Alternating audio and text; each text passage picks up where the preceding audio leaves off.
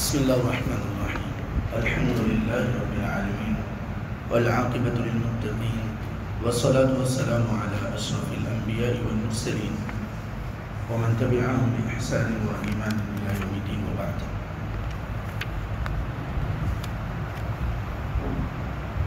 سورة البقرة آية نمبر 94. أعوذ بالله من الشيطان الرجيم. قل إن كانت لكم الدار الآخرة عند الله خالصة من دون الناس فتمنوا الموت إن كنتم صادقين. اس سے پہلے یہودیوں کی کچھ خصلتیں بیان کی گئیں، بنی اسرائیل کی.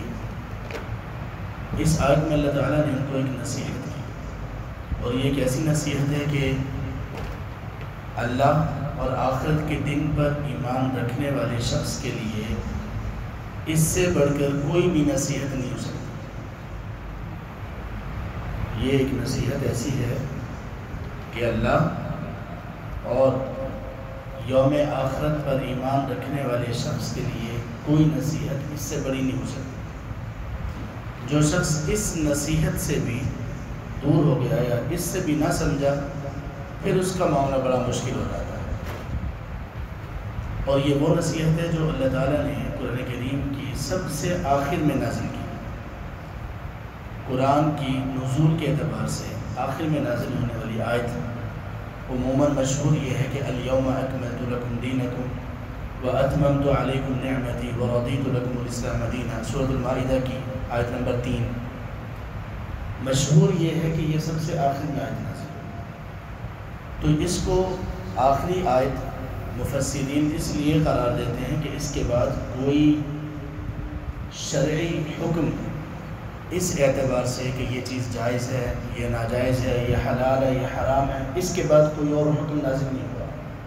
اس اعتبار سے اس کو آخری آیت کہا جاتا ہے. یعنی احکامات کے اعتبار سے اس آیت پر اللہ تعالیٰ نے احکامات کا اختتام کر دیا. لیکن نزول کے اعتبار سے سب سے آخر میں جو آیت نازل ہوئی قرآن کریم میں وہ سورۃ البقرہ کی آیت نمبر 281 ہے. جو اس میں نصیحت ہے وہی یہاں پر نصیحت ہے جو بنی اسرائیل کو کی گئی. اور وہ کون سی آیت ہے سب سے آخر میں جو نازل ہوئی؟ وَاتَّقُوا يَوْمًا تُرْجَعُونَ فِيهِ إِلَى اللَّهِ. تم لوگ اس دن سے بچ جاؤ، بچنے کی تیاری کر لو جس دن تمہیں اللہ کی طرف لوٹایا جائے گا. ثُمَّ تُوَفَّى كُلُّ نَفْسٍ مَا كَسَبَتْ. پھر جس شخص نے جو جیسا کیا ہوگا اسی کے مطابق اس کو پورا بدلہ دیا جائے گا اور کسی پر ظلم نہیں کیا جائے گا. یہ سب سے آخر میں اللہ تعالیٰ نے انسانوں کے لیے نصیحت نازل کی. یہ جو مرنے کی نصیحت ہے ایک اس بندے کے لیے جس کا یہ ایمان ہے کہ مرنے کے بعد ایک اور زندگی ہے، محاسبہ ہوگا، پوچھ ہوگی، اللہ کے سامنے پیش کیا جائے گا. تو یہ نصیحت بس الٹیمیٹ نصیحت ہے، اس سے بڑھ کر کچھ نہیں. دیکھیے محاسبہ کیسی چیز ہے. یہاں ہم سب بیٹھے ہوئے ہیں، اگر ہم میں سے کوئی عمر میں جو ہم سے بڑا ہے ہم میں سے کسی سے سوال کر لے کہ بھائی بتاؤ آج آپ نے کون کون سے کام جو فرض تھے کیے ہیں اور ان میں سے کس میں کوتاہی کی ہے. چند لوگوں کے سامنے اگر بھی ہم سے پوچھ لے تو کیا کیفیت ہو؟ ہماری نمازوں کے متعلق، ہمارے فرائض کے متعلق، ہمارے برے کاموں سے بچنے کے متعلق، ہماری ڈیوٹیز، ذمہ داریاں ان کو نبھانے کے متعلق اگر کوئی چند لوگوں میں ہم سے کوئی سوال کر لے، یہاں تک کہ ہمارے والد محترم ہم سے اگر پوچھیں لوگوں کے درمیان کیا حالت ہوتی ہے بندے کی، تو جب لوگوں کے سامنے پوچھا جائے گا قیامت کے دن تو تب کیا ماجرا ہوگا. اس لیے جس شخص نے آخرت کا ڈر اور آخرت میں محاسبے کی فکر اپنے دل میں پیدا کر لی، اس بندے پر ہر نصیحت چھوٹی سے چھوٹی، بڑی سے بڑی اثر کرے. اور جس بندے پر یہ نصیحت اثر نہ کی اس بندے کو قرآن حدیث پورا سنا دو، اس بندے کے لیے آسمانوں سے فرشتے نازل ہو جائیں، اس کے سامنے معجزات کا ظہور ہو، وہ کبھی نصیحت حاصل نہیں کرے. یہ ایسی چیز ہے. سبحان اللہ. آپ لوگوں کو کہتے رہیں، نوجوان لوگ ہیں ان کو کہتے رہیں کہ نماز فرض ہے، وقت پر پڑھنا فرض ہے، دیکھو سستی نہ کرو، کمی نہ کرو، کوتاہی نہ کرو. آپ تھوڑا سا ڈانٹ بھی لیں، سختی بھی کر لیں، لوگ ٹس سے مس نہیں ہوں، اپنی روٹین میں چلتے رہیں۔ لیکن اگر کسی کو یہ پتہ چل گیا، اس نے یہ سوچنے کی زحمت کر لی کہ یار اگر نماز کے بغیر ہی موت آ گئی، جس دن میں نے جانتے بوجھتے ہوئے نماز نہ پڑھی، چھوڑ دی، یا کوئی بھی فرض چھوڑا، موت آ گئی تو اللہ کو جواب کیا دوں گا، بنے گا کیا؟ یہی تو نصیحت کی اللہ تعالیٰ نے آخری آیت۔ بھائی دیکھو، حلال حرام واضح کر دیا گیا، نیکی برائی آپ کے سامنے رکھ دی گئی، کیا چیز جائز ہے کیا ناجائز ہے یہ آپ کو بتا دیا گیا، سابقہ اقوام کے واقعات آپ کو بتا دیے گئے، آئندہ ہونے والی پیشینگوئیاں بھی بتا دی گئی۔ اب بات یہ ہے کہ ان ساری چیزوں کو سامنے رکھ کر آپ نے زندگی گزارنی ہے، اور آپ کا محاسبہ ہوگا۔ جس دن آپ کا محاسبہ ہوگا اس دن سے اپنے آپ کو بچا لو، اس دن سے اپنے آپ کو عذاب اور رسوائی سے بچا لو۔ یہ تھی آخری نصیحت۔ اب یہاں اس آیت میں کیا نصیحت کی گئی؟ قل، اے پیغمبر اب ان کو کہیے، ان کانت لکم الدار الآخرۃ عند اللہ خالصہ، اگر آخرت کا گھر یعنی جنت اللہ کے ہاں تم لوگوں کے لیے خالص ہے۔ خالص کا مطلب کہ صرف تم لوگوں کے لیے ہی ہے، جیسے کہ وہ دعویٰ کرتے تھے کہ یہود و نصارہ کے سوا کوئی جنت میں نہیں جائے گا۔ تو اللہ نے اپنے رسول سے کہا کہ ان کو ایک بات پوچھیے ان سے کہ اگر واقعی تمہارے کہنے کے مطابق جنت صرف تم لوگوں کے لیے ہے، فتمنوا الموت، تو ذرا موت کی تمنا تو کر کے دکھاؤ۔ ظاہر ہے کہ جنت میں موت کی تمنا کیے بغیر تو داخل نہیں ہوگے تم۔ موت کی تمنا کرو، تو جہاد پر نکلنے کی تیاری کرو، مارکوں میں جاؤ، فتمنوا الموت، موت کی تمنا کرو، ان کنتم صادقین، اگر تم سچے ہو۔ موت کی تمنا سے ایک مراد تو یہ ہے کہ موت کی جگہوں سے موت کو تلاش کرنا، جیسے جہاد مارکے میں جانا۔ دوسرا اس سے مراد یہ ہے کہ کیا تمہارا مرنے کا دل چاہتا ہے؟ دیکھیں ہمیں جو دعائیں سکھائی گئی ہیں ان میں کتنی جگہ پر موت کی بات اور تذکرہ ہے۔ سونے سے پہلے ہم کیا پڑھتے ہیں؟ اللہم بسمک اموت و احیا، اے اللہ آپ کے نام کے ساتھ مر رہا ہوں، آپ کے نام سے زندہ ہوں۔ صبح اٹھتے ہیں تو کیا سکھایا گیا؟ الحمدللہ الذی احیانا بعدما اماتنا، سب تعریفیں اس اللہ کے لیے ہیں جس نے مجھے ایک موت دی، اس کے بعد زندگی دوبارہ دی۔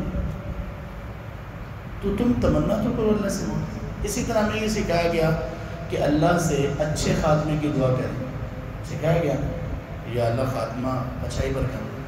کچھ دعاؤں میں ایک دعا ایسی سکھائی گئی جس کو کرنا بڑا مشکل کام ہے۔